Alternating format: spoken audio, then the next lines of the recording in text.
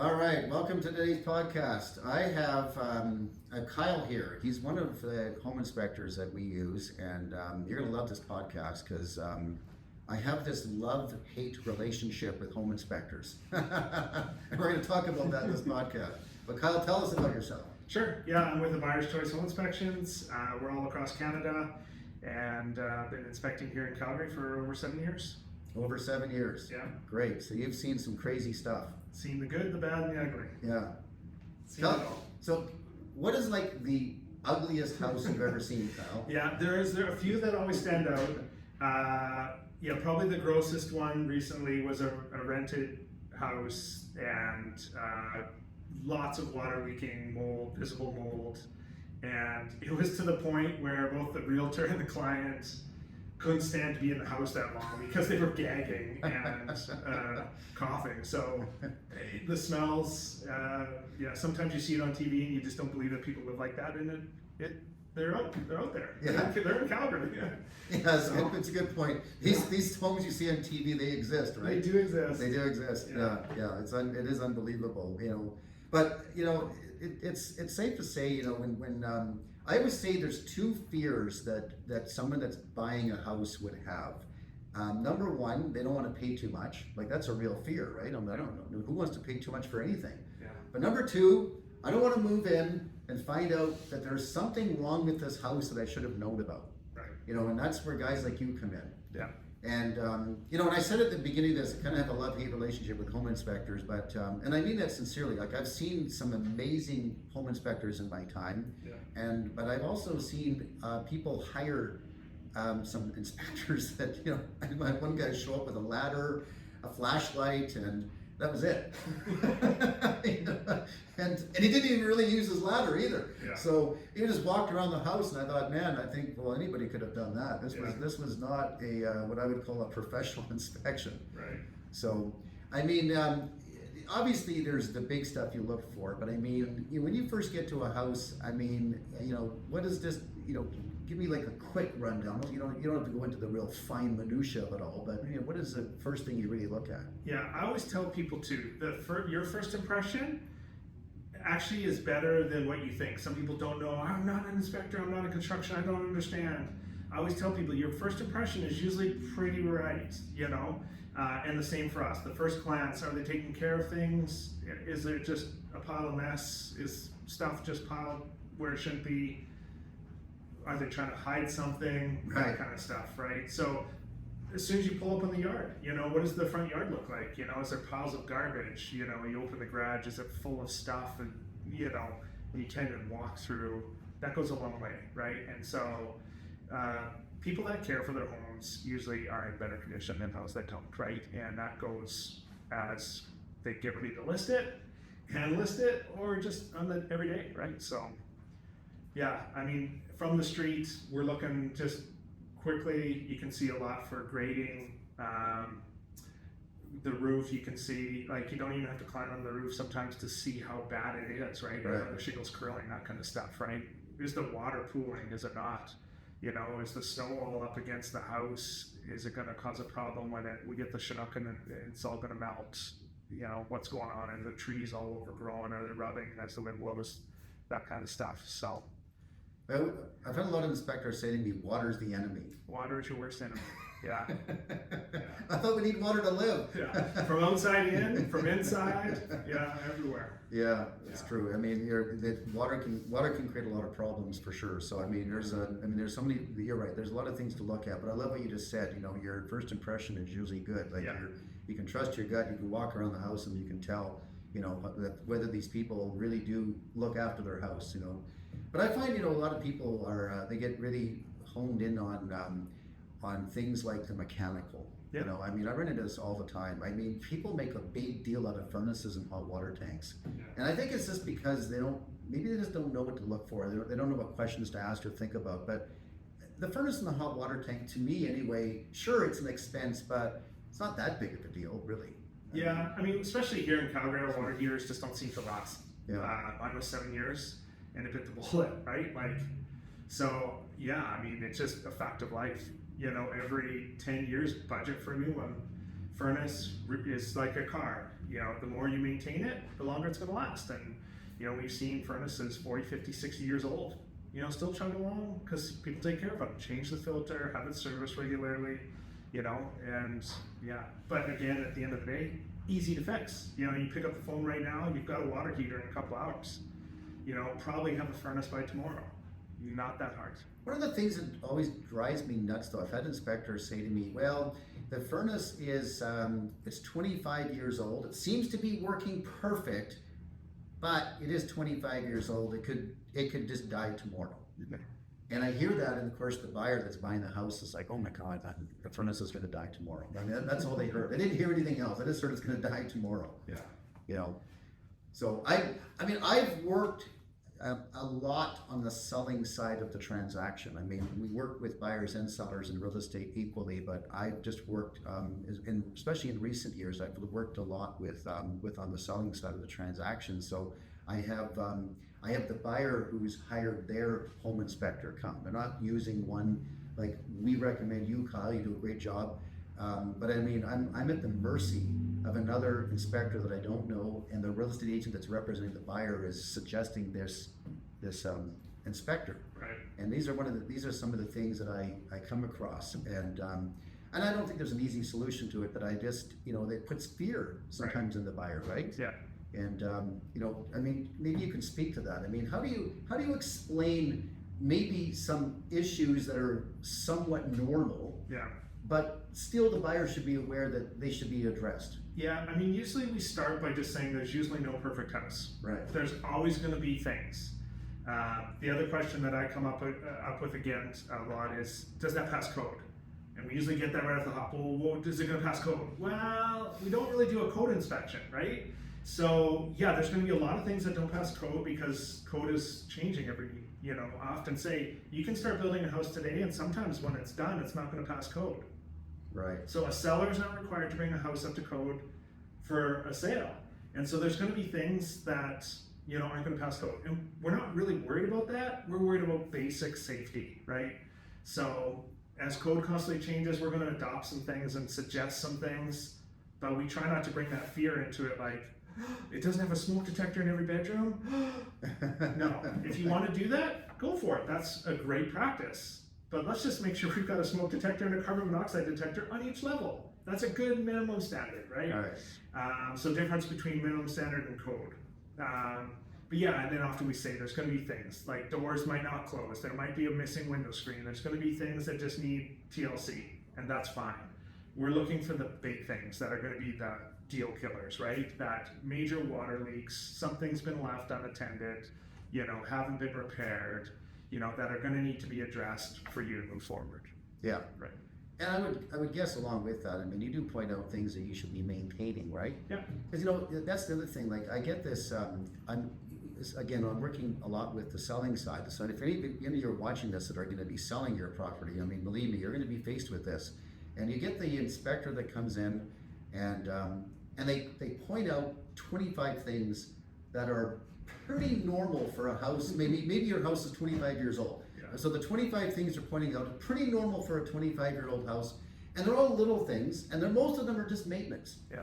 But then the buyer is looking at it going, oh my goodness, I got to do all this stuff. I don't know how to do this. I've never done this before. I don't know a contractor. I don't know a handyman. But maybe we'll go back to the seller and ask him for some money off. Right.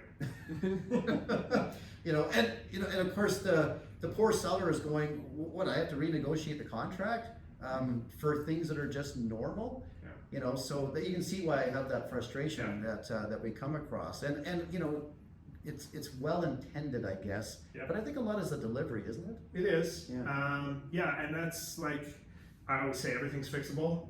I don't know, some people maybe get worked up. I don't get that worked up with seeing different things. I mean, after doing it for a while, you kind of see, like you say, you see it all, right? And so just explaining, things happen, right? Even brand new houses, we'll probably dive into that. I always recommend a brand new house inspection because... Yes. Yeah. When you say there's no perfect houses, Yeah. that includes brand new. Yeah. I was shocked. You know, we did a home inspection one time. I won't say the name of the builder, but this is a builder. If I said the name, everyone knows this builder, okay? Yeah. But I couldn't believe it. We put the thermal camera on one of the walls, and there was no insulation Right. on a brand new house. This was like an $800,000 house. Yeah. And we called the builder, and they came out right away, and oh my God, I can't believe this happened. How does that happen, Kyle? Yeah, well, that's my past life. I was in new home construction, and it happens. It's man-made, right? So you're dealing with hundreds of steps that are all man-made. So me and you are working together. I stop. I expect you to finish. Hey, I maybe forget. Did you finish that? I don't know. I can't remember. We just move on, thinking I think you got it. You think I got it. That's how stuff happens. Right. Super easy. Nobody checks. And yeah, and then a lot of people put a lot of faith in the City of Calgary codes inspectors, and they're there for the minimum safety code. That's what they're there for. They're not testing. They're not going and popping covers and doing things. In my time, I never once saw an inspector look in the attic, right? So they have no idea what's going on in there. So who looked in the attic? Did anybody look in the attic? Do we know what's in the attic, right? Are things connected or they're not connected? Is there insulation? They don't want to go in the attic. Yeah, so, so they've got their lane, but I think a lot of people just say, oh, well, the City of Calgary looked at it, or whatever town or county you're in, right? The jurisdiction, had somebody look at it, so it's got to be good. Okay, well, yeah, so. I once was actually, I worked with this builder in Carstairs a long time ago, and I remember going to the construction site one time on a Friday in the summer, and the town inspector was having a beer with the crew at the site. Yeah. I thought, not a lot of inspecting going on here. Yeah. So I highly recommend new homes, whether you do it immediately. We have people that do it throughout the process if the builder will allow it, or just before the 1 year. So your 1 year warranty is about to come up. Great time to have an inspection. We can just prepare the list. You can just slide the list to the builder. These are the things I want to address. Right. Because as a builder coming to you, they're just going to say, Rob, what are your concerns? And that's your chance to air it. They're not going to go look for anything. They're just going to ask you for the concerns. Right. Well, how do you know? How does the average person know what the minimum standard is? That's exactly right. They don't. So you bring in somebody, we'll create the list, arrows, document what needs to be repaired. You can just slide it right to the builder and say, we want these things addressed. That's a great point. And then it protects you, because at the end of the day, you're probably not going to live in that house forever. 2-4 years go down, you want to sell it, then the home inspector comes in, and now you're on the hook for it. Right. You got to pay to have it fixed if it wasn't done right the first time. Yeah, because you got home warranty for 10 years, but that warranty changes after the first year, because it's kind of like a bumper to bumper the first year, right? That's correct. And then from there, there's limited amount of things that the builder covers at that point. Yeah. And new home warranty is to protect the builder first and the client second. That's a scary thing that you just said there. Yeah. Protect the builder first. Yeah. Why is that? Just so, if I come in and I have a different expectation than maybe the builder had, even though it may have been a minimum standard, I can't just sit there and say, hey, I want this fixed. Mm-hmm. And I'm going to sue you because of it, because it doesn't meet my standard. There are minimum standards that they set, and that's basically how it started. Now, they will come in, obviously, and make sure things are done appropriately. But, everybody watches Mike Holmes on TV or whatever show you watch, and so you got to see different things. And so, if it was done that way there, I want it done that way at my house. Well, that might not be the contract that you signed, or the way the builder does it. So, makes sense. Yeah. Another reason why you really need someone that's completely working for you, that's seeing it through your eyes and what's best for you, not that connection that the builder has to new home warranty. Correct. Because there is a relationship there, obviously. Yeah. That totally makes sense. So I know we could talk a lot about new construction. Yeah. You're speaking my language, because I love new construction, but I always tell people it is one of the riskiest things that you'll do. Yeah. And you really need to know what you're doing and why you need the right people on your team. Yeah, especially what we're seeing now, right? Big trade shortage. Right. Everybody's running a little bit thin, right? Right. So the builders are running thin, the tradespeople are running thin, the City of Calgary inspecting is running thin. So if everybody's running a little thin, what are the chances things are going to get missed or overlooked, right? Just that little bit greater, right? Yeah, absolutely, 100% correct. So there you go. You've heard it right from Kyle. If you're building, you would definitely want to have it inspected and have it inspected again after that 1 year. So we'll leave new construction on that note. But let's go back to talking about so resale homes again. Yep. You know, and there's I'm just going to highlight a couple of big things that I'm sure people watching this are curious. Like the big poly B piping. You know, is the it's so funny because I actually am dating myself, but I got licensed in 1999 and I think they were still putting poly B in. You're right on the tail end of it. Yes, on the tail end of it, and nobody thought a thing of it, right? And and there was some talk of it. I remember in the mid 2000s, but it never really went anywhere. But now it's turned into a big deal. So, I mean, when you guys see that, what do you say to people? I always just say nowadays it seems like it's just shifted in the last kind of year for me, just from what I've had for feedback. So I just tell people to reach out to your insurance company first. Right. Because some insurance companies are now starting to pull back on wanting to insure it. So, but then I just say, look, if it's been here for 30 years and we've got no problems, it's like there's no cause for concern if we don't see a lot of spliced piping, water leaks, stained ceilings, that kind of stuff. I would have no problem moving into a house with it. You just, as you do any renovations, take it out, or if you aren't comfortable, you just remove it all. But yeah, anything in the 90s was built with poly B, right? So I mean, to say this sincerely, so like, say I was your realtor, you were looking for a house, and I happened to find one for you that was in the perfect location. It really checked like all the boxes, but it had poly B. You're saying that you honestly would have no problem buying that house? Yeah, I usually just educate people on what it is, because they might know, they might not know, they might have heard from Uncle Bob that this is what it is. So it was built anything in the 90s had poly B. It was a flexible gray tubing, and the biggest problems with it, if it were stored outside, the sunlight would degrade it. Right. Thankfully, our winters here are horrible.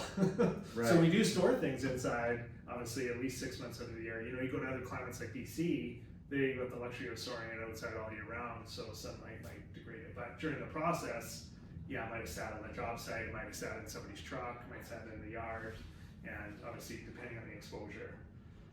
Yeah. A lot of the problems usually happen within the first couple of years, but I mean, people still are having problems where it's, leaking, but we're seeing that with PEX piping too, right? And workmanship on it as well. So if things aren't done properly over time, there's failure with that as well, right? Just not as frequent as the poly B. So. Yeah, it's too bad we just couldn't do copper, eh? Worth too much. Everybody would love copper. We don't have enough of it, and certainly the cost would be unbelievable. Yeah. So that's part of it. But I agree. I actually totally agree with you, and I think it could be an expense, and if you buy a poly B house, sure, you maybe for your own peace of mind, maybe if you don't want to sleep better, you'll have to replace it. I think in most cases, it's somewhere in that $10,000 to $20,000 range to have it done. Yeah. Yeah. Yeah, and usually people will work it into a rental. Hey, we want to redo the kitchen or a bathroom. That's a great time to do it, or do as much as you can, right? And that's usually some of the cost is cutting drywall and patching. And now they're pretty clever. They're finding ways to cut holes in closets and run multiple lines and try and be not as invasive as just cutting everywhere, right? So, but yeah, it definitely is something you just keep on your radar, and I would just take as much out as you can, right? Yep, So. totally agree. Now, here's another one that I come across a lot too, and I'm sure people watching this might be interested. I mean, I see cracks in the concrete downstairs, you know, and especially people coming here from Ontario or other parts of Canada, and they see these cracks in the concrete, they're like, oh my God, what's going on? It's like, right away they see it scares them. Yeah. And I mean, how do you speak to that? I always say there's two types of concrete in Calgary: the concrete that has cracked and the concrete that will crack. Right. Yeah, that's a good way of describing it. So usually, obviously, if it's an unfinished basement slab, we see it in the slab. People get freaked out, and rightly so. It just doesn't look normal. Depending on what type of crack it is, obviously, whether it's cause for concern. The floor in the basement, thankfully, is not structural, right? The exterior walls sit on a footing, and that's supporting your structure. The slab is there just to support whatever's going in the basement. Mm-hmm. So your bathroom, your furnace room, all that kind of stuff, whatever you're walking on, is what the concrete floor is for. So if it's just a crack like this that's still level, I just recommend sealing them. If we have one side higher than the other, that's when there's more cause for concern, right? Displacement. What is forcing one side higher than the other? You know, and then we can start looking for other clues of what's going on. You know, is there major settlement or is there something pushing up? We don't see those kind of displacement cracks very often, but you know, those are the ones that are a little bit more cause for concern.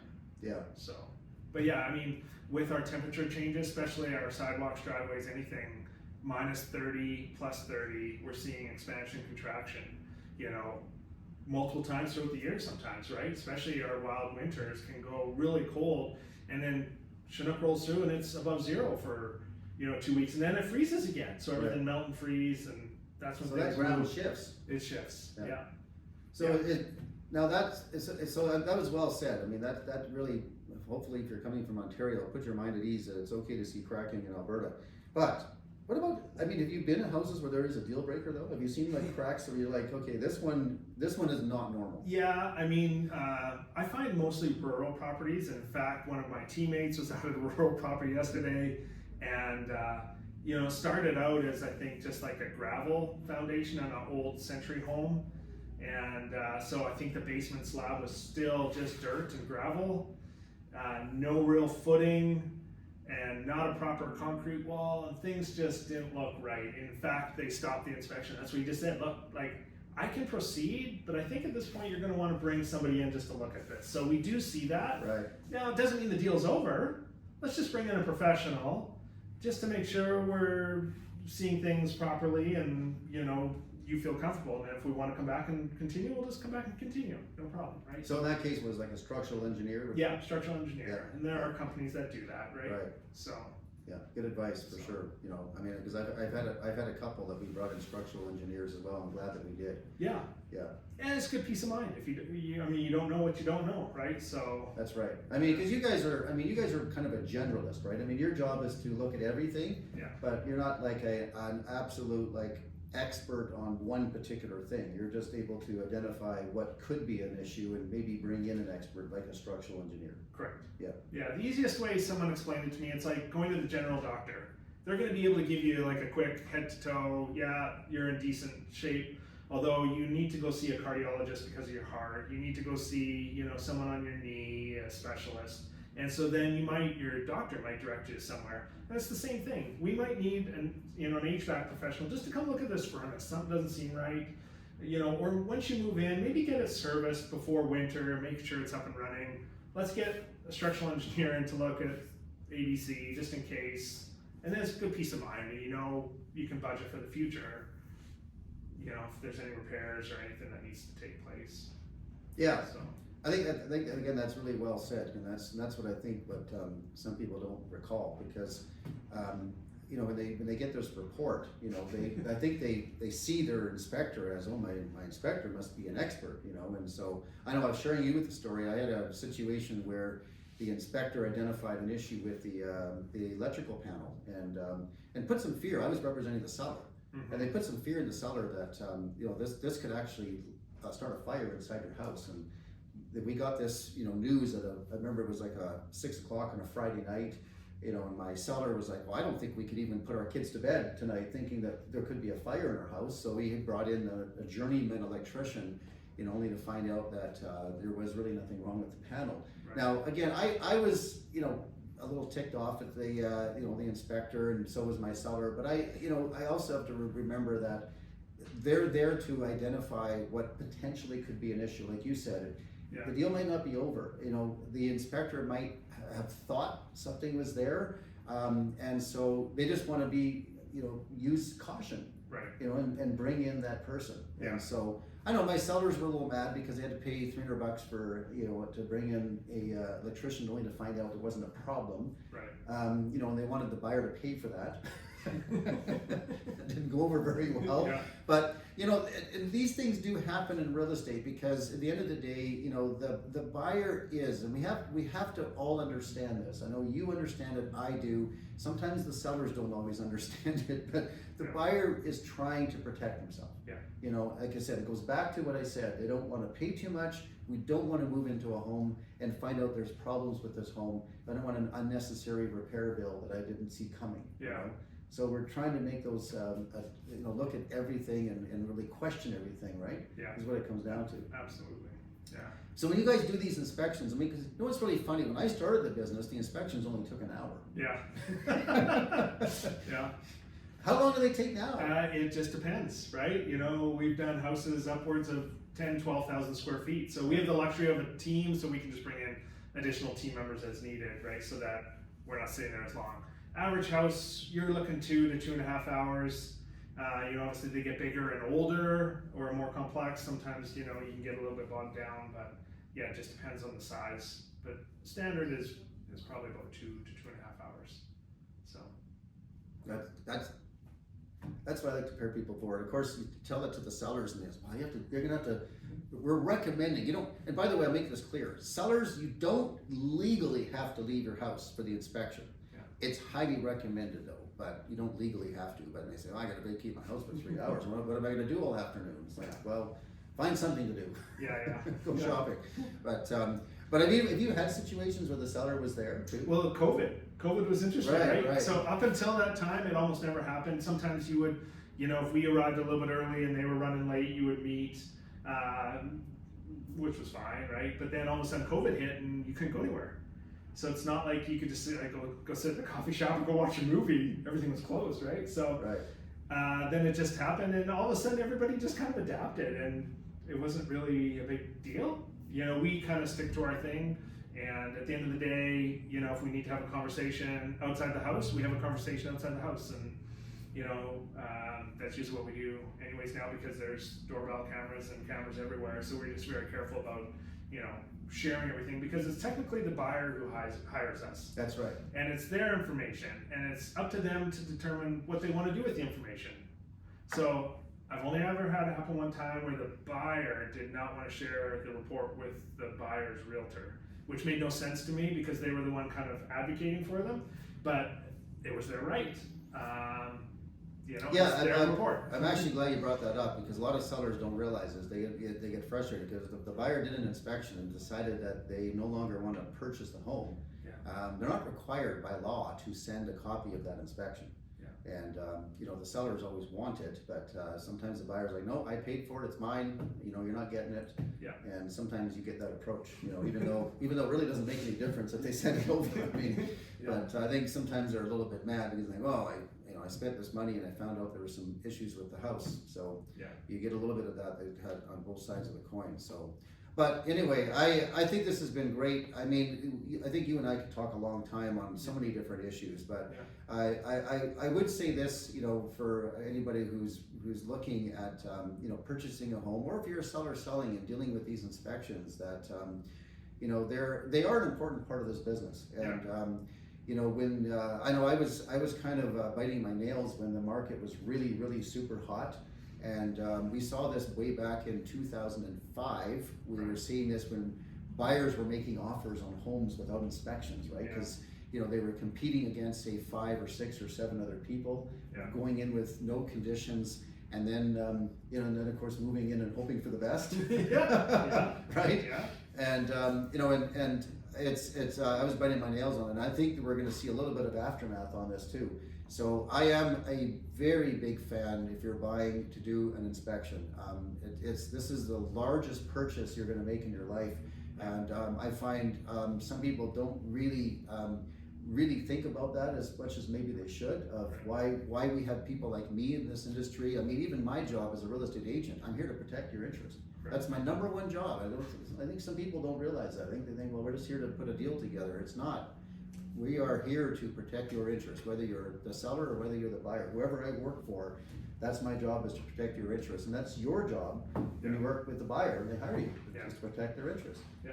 We don't want any surprises. We want to make sure that everybody goes in with transparency, and that's why, it's very important. Like for me, I invited Kyle here for this because we trust Kyle in his inspections, and that's why we recommend the people we work with. You know, because I always say when you hire me, you also hire my team. Right. My team of experts will go with me. Mm-hmm. Yeah, and that's how we protect people. So Kyle, it's been awesome to have you here at our podcast today, and we're definitely going to have you back. This is one of a few that we'll have because there's other topics we can talk about. There is. But as always, you know, anybody who's watching this, if you have questions, you can reach out to me, you can reach out to Kyle. We're always willing to answer those questions, no strings attached. People oftentimes are maybe even in the early stages of even considering buying a home or selling a home, and we'll give you some advice if you need it. Great. Yeah. Yeah, reach out. All right. How do we do?